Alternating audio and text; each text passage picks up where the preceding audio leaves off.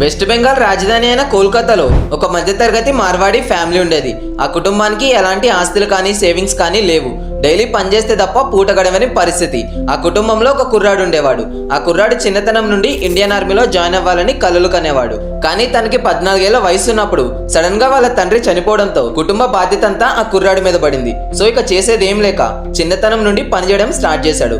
అయితే ఈ ప్రాసెస్ లోనే ఎక్కువ డబ్బు సంపాదించాలి అనే ఆలోచనతో 19 ఏళ్ల వయసులోనే ఇండియన్ స్టాక్ మార్కెట్ లో అడుగుపెట్టి అప్పటి వరకు తను సంపాదించిన డబ్బు మొత్తాన్ని ట్రేడింగ్ లో పెట్టాడు. అంతే, మొత్తం పోయింది. మళ్ళీ డబ్బు సంపాదించి మళ్ళీ ట్రేడింగ్ చేశాడు. మళ్ళీ లాస్ అయ్యాడు. ఎంత నష్టాల్లో కూరుకుపోయాడంటే ఒక పాయింట్ ఆఫ్ టైంలో అతని దగ్గర ఉన్న డబ్బులు మొత్తం అయిపోయాయి. వాళ్ళ అమ్మగారి నగలు అమ్మేసి అప్పు తీర్చాల్సిన సిచ్యువేషన్కి వచ్చేసాడు. అంటే ఇక మీరే అర్థం చేసుకోండి ఆయన ట్రేడింగ్ లో ఎంత లాస్ అయ్యాడో. కానీ కట్ చేస్తే ఈరోజు అదే వ్యక్తి భారతదేశంలోనే one of the most successful stock market investor గా మారి నష్టపోయిన మార్కెట్ నుండి సుమారు 1800 కోట్ల రూపాయలని సంపాదించారు. అతను ఎవరో కాదు, విజయ్ కేడియా. అసలు ఇక్కడ క్వశ్చన్ ఏంటంటే విజయ్ కేడియా ఒక ట్రేడర్ నుండి స్టాక్ మార్కెట్ ఇన్వెస్టర్ గా ఎలా మారాడు, ఎలాంటి ఇన్వెస్టింగ్ స్ట్రాటజీస్ ని వాడి కేడియా ఇన్ని వేల కోట్ల రూపాయలని సంపాదించాడో ఇప్పుడు తెలుసుకునే ప్రయత్నం చేద్దాం. వీడియోలోకి వెళ్లే ముందు ఒక్క నిమిషం గైస్, ఈ వీడియోలో చాలా ఫైనాన్షియల్ ఇన్ఫర్మేషన్ ఉంటుంది. అలానే విజయ్ కేడియా గారు ఇంప్లిమెంట్ చేసిన ఇన్వెస్టింగ్ స్ట్రాటజీస్ ని చాలా క్లియర్ గా ఎక్స్ప్లెయిన్ చేశాను కాబట్టి చివరి వరకు చూసే ప్రయత్నం చేయండి. ఇక కంటెంట్ లోకి వెళ్ళిపోదాం. విజయ్ కేడియా గారి గురించి తెలుసుకోవడానికి ముందు మీరు విజయ్ కేడియా గారి బ్యాక్గ్రౌండ్ గురించి తెలుసుకోవాలి. డబ్బు సంపాదించాలనుకున్నప్పుడు ఆయన స్టాక్ మార్కెట్ నే ఎందుకు చూస్ చేసుకున్నారంటే కేడియా గారి తాతగారు అంటే వాళ్ళ గ్రాండ్ ఫాదర్ కోల్కతాలో ఒక స్టాక్ బ్రోకర్ గా పనిచేసేవాళ్ళు. స్టాక్ బ్రోకర్ అంటే ఎవరనుకుంటున్నారు? ప్రెసెంట్ మనకి Upstox, Zerodha, Angel one, Groww ఇలాంటి చాలా స్టాక్ బ్రోకింగ్ కంపెనీస్ వచ్చేసాయి. మనం ఏ కంపెనీ షేర్స్ కొనాలన్నా లేదా అమ్మాలనుకున్నా ఈ బ్రోకింగ్ కంపెనీలు ఆన్లైన్ లో ట్రాన్సాక్షన్లు జరిపి కొంత కమిషన్ తీసుకొని బిజినెస్ చేస్తున్నాయి. కానీ ఒకప్పుడు ఈ బిజినెస్ ఆన్లైన్ లో కాకుండా ఆఫ్లైన్ లో జరిగేది. కొంతమంది వ్యక్తులు సెబీ నుండి లైసెన్స్ తీసుకొని స్టాక్ మార్కెట్ లో బయర్స్ అండ్ సెల్లర్స్ మధ్యలో మీడియేటర్ గా ఉండి ఈ స్టాక్ బ్రోకింగ్ బిజినెస్ ని చేసేవాళ్ళు. సో విజయ్ కేడియా గారి తాతగారు కూడా ఒక స్టాక్ బ్రోకర్ గా పనిచేయడం వల్ల ఆయన చిన్నతనం నుండే స్టాక్ మార్కెట్ లో షేర్స్ కొనడం, అమ్మడం ఇలాంటి యాక్టివిటీస్ ని చాలా దగ్గర నుండి చూసేవాళ్ళు. దీనివల్ల ఆయనకి స్టాక్ మార్కెట్ మీద కొంత బేసిక్ ఐడియా వచ్చింది. కానీ విజయ్ కేడియాకి ఎప్పుడూ కూడా స్టాక్ మార్కెట్ లోకి ఎంటర్ అవ్వాలనే ఆలోచన లేదు. ఎందుకంటే ఇది చాలా టెన్షన్ అండ్ స్ట్రెస్ తో కూడుకున్న బిజినెస్ కాబట్టి. అంతేకాకుండా కేడియా గారికి తన చిన్న వయసు నుండే ఇండియన్ ఆర్మీలో చేరాలనే కోరిక ఉండేది. కానీ చిన్న వయసులోనే తండ్రిని కోల్పోయిన విజయ్ కేడియా తన తాతగారు చేసిన అదే స్టాక్ బ్రోకింగ్ బిజినెస్ ని స్టార్ట్ చేశారు. అంటే షేర్స్ ని కొనే వాళ్ళకి అమ్మే వాళ్ళకి మధ్య ఒక మీడియేటర్ గా ఉండి డబ్బు సంపాదించేవాడు.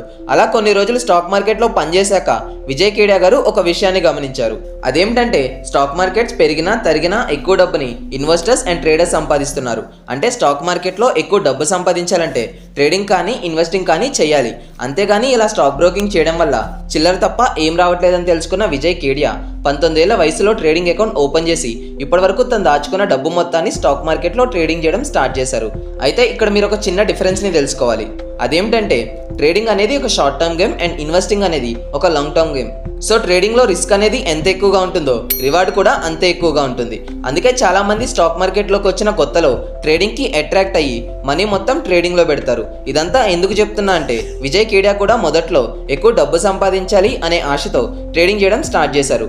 మొదటి సంవత్సరం ఆయనకి మంచి లాభాలే వచ్చాయి. ఇది చూసిన కేడియా నాకు స్టాక్ మార్కెట్ మొత్తం అర్థమైంది, ఇక నేను చాలా డబ్బు సంపాదిస్తాను అనే కాన్ఫిడెన్స్ తో తను అప్పటి వరకు సంపాదించిన డబ్బు మొత్తాన్ని ట్రేడింగ్ లో పెట్టేశారు.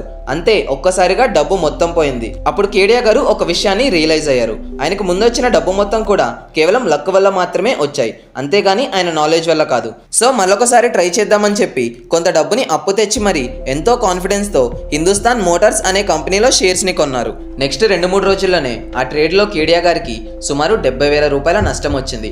1980s టైంలో 70,000 నష్టం అంటే అదొక మిడిల్ క్లాస్ వ్యక్తికి చాలా పెద్ద నష్టం. ఏం చేయాలో అర్థం కాని కేడియా వాళ్ళ తల్లిగారితో ఆయనకు వచ్చిన నష్టం గురించి చెప్పారు.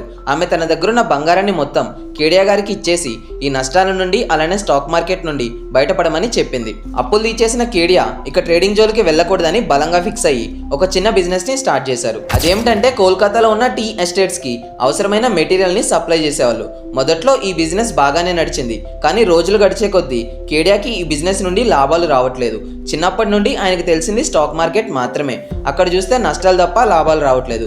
పోనీ వేరే పని చేసుకొని బ్రతుకుదామంటే అక్కడ గ్రోత్ లేదు. సో ఇక ఏదేమైనా తనకు తెలిసిన సెక్టార్ నుండే గ్రోత్ తెచ్చుకోవాలని డిసైడ్ అయ్యి కేడియా గారు టీ సప్లై బిజినెస్ ని వదిలేసి స్టాక్ మార్కెట్ లోకి రీఎంటర్ అయ్యారు. కానీ ఈసారి ఆయనకి స్టాక్ మార్కెట్ కొత్త ఏమి కాదు, ఆయనకి చాలా ఎక్స్పీరియన్స్ ఉంది. సో టీ బిజినెస్ లో వచ్చిన డబ్బుతో మళ్ళీ ట్రేడింగ్ స్టార్ట్ చేశారు. But again it's a failure. కానీ ఈసారి ఆయనకి పెద్దగా నష్టాలు రాలేదు. కానీ కేడియా గారికి ఏం చేయాలో అర్థం కావట్లేదు. స్టాక్ మార్కెట్ లోకి వచ్చి దాదాపు 10 సంవత్సరాలు పూర్తయింది. సో అప్పుడే విజయ్ కేడియా గారు తన జీవితంలో ఒక ముఖ్యమైన నిర్ణయాన్ని తీసుకున్నారు. అదేమిటంటే ఆయన ట్రేడింగ్ ని వదిలేసి ఇన్వెస్టింగ్ లోకి వచ్చేసారు. అంటే స్టాక్ మార్కెట్ లో ఉన్న కంపెనీ షేర్స్ ని షార్ట్ టర్మ్ లో కొని అమ్మడం కాకుండా ఆ కంపెనీల గురించి బ్యాక్గ్రౌండ్ లో బాగా రీసెర్చ్ చేసి షేర్స్ ని కొని లాంగ్ టర్మ్ లో హోల్డ్ చేయాలని డిసైడ్ అయ్యారు. ఇందులో భాగంగానే 1989లో పంజాబ్ ట్రాక్టర్స్ లిమిటెడ్ అనే కంపెనీ షేర్స్ ని 50 రూపాయల దగ్గర కొని తన ఇన్వెస్ట్మెంట్ జర్నీని స్టార్ట్ చేశారు. మీలో కొంతమందికి ఈ పంజాబ్ ట్రాక్టర్స్ అనే కంపెనీ గురించి తెలియకపోవచ్చు. ఇదేంటంటే మన దేశంలో మొట్టమొదటిసారిగా ట్రాక్టర్స్ ని తయారు చేసిన కంపెనీ. పంజాబ్ ట్రాక్టర్స్ అనేది ఒక గవర్నమెంట్ కంపెనీ. 2007లో దీని మహీంద్రా గ్రూప్ కొనేసి దీని పేరుని పంజాబ్ ట్రాక్టర్స్ నుండి స్వరాజ్ ట్రాక్టర్స్ కింద మార్చేసింది. సో ఈ కంపెనీ షేర్స్ ని విజయ్ కేడియా 1989లో 50 రూపాయల దగ్గర కొన్నారు. దాని తర్వాత 3 ఏళ్లలోనే ఆ కంపెనీ షేర్ ప్రైస్ దాదాపు 10 పెరిగి విజయ్ కేడియాకి తన జీవితంలోనే మొదటి సక్సెస్ ని ఇచ్చింది. ఇలా వచ్చిన డబ్బుని 1992లో ఆయన ఏసీసీ అనే సిమెంట్ కంపెనీలో ఇన్వెస్ట్ చేశారు. అయితే ఇక్కడ మీరు ఒక ముఖ్యమైన వ్యక్తి గురించి తెలుసుకోవాలి. అతనే the big bull of India Harshad Mehta.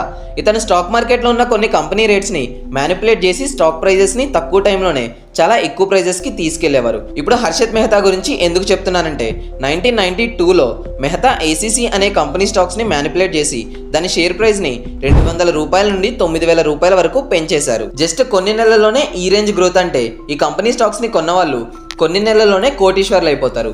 Vijay Kedia విషయంలో కూడా ఇదే జరిగింది. 1989లో విజయ్ కేడియా గారు పంజాబ్ ట్రాక్టర్స్ కంపెనీ ద్వారా సంపాదించిన డబ్బుని 1992లో ఏసీసీ అనే కంపెనీలో 300 రూపీస్ షేర్ ప్రైస్ దగ్గర కొని నెక్స్ట్ కొన్ని నెలల్లోనే ఆ షేర్స్ ని 3000 రూపీస్ దగ్గర అమ్మేశారు. అంటే దాదాపు 10 టైమ్స్ రిటర్న్ అన్నమాట. సింపుల్ గా చెప్పాలంటే కేడియా గారు తన దగ్గర ఉన్న డబ్బుని 5 ఏళ్లలో 2 కంపెనీల మీద ఇన్వెస్ట్ చేసి దాదాపు 20 టైమ్స్ మల్టిప్లై చేశారు. ఫర్ ఎగ్జాంపుల్ 1 లక్ష 5 ఏళ్లలో 20 లక్షలుగా మారింది.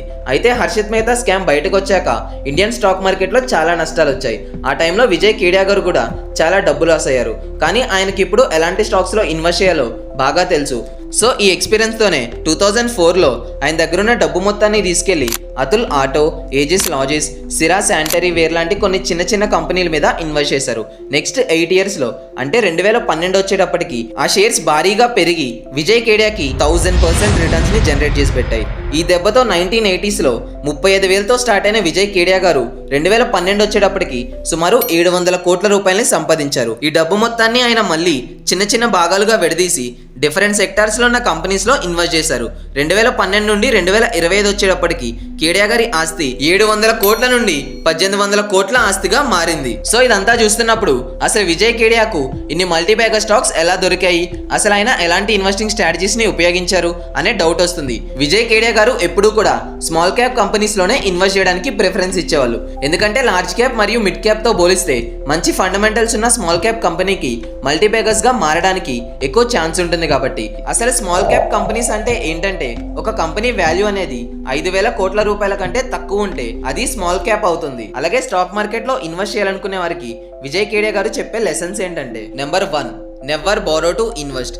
అప్పు తెచ్చిన మనీతో ఎప్పుడూ కూడా ఇన్వెస్ట్మెంట్ చేయొద్దు. Number 2, never rely on others tips. నీకు ప్రాఫిట్ వచ్చినా నీకు లాస్ వచ్చినా దానికి కారణం నువ్వే అవ్వాలి. ఎవరో యూట్యూబర్ చెప్పాడనో లేదో ఎక్కడో టెలిగ్రామ్ లో ఎవరైనా సజెస్ట్ చేశారనో ఏ కంపెనీలో పడితే ఆ కంపెనీలో ఇన్వెస్ట్మెంట్ చెయ్యకు. మార్కెట్ రీసెర్చ్ ని 1-2 సార్లు చేసి నీ ఓన్ రిస్క్ మీదనే ఇన్వెస్ట్మెంట్ చెయ్యి. మనం ఇప్పుడు మాట్లాడుకుంటున్న కేడియా లాంటి ఎంతో మంది వాళ్ళంతగా వాళ్ళు మిస్టేక్స్ చేసి వాటి నుండి నేర్చుకొని అలా మెట్టు ఎక్కుతూ ఆ పొజిషన్ కి చేరుకున్నారు. అలాగే ఫ్రెండ్స్, ఈ వీడియో చేయడానికి నాకు చాలా టైం పట్టింది.